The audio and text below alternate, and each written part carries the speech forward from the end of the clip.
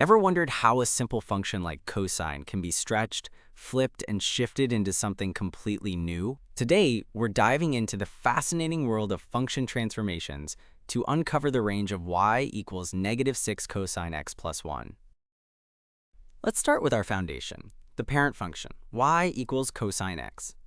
Notice its distinct wave, oscillating smoothly between a minimum of -1 and a maximum of +1.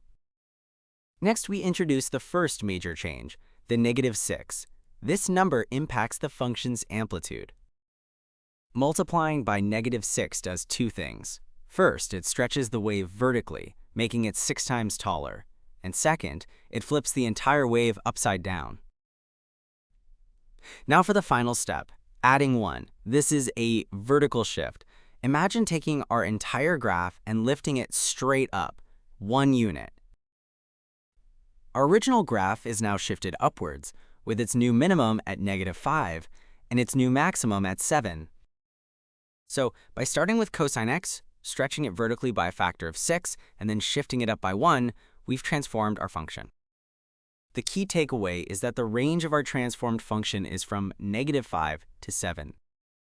This means our function's output values will always fall between these two extremes.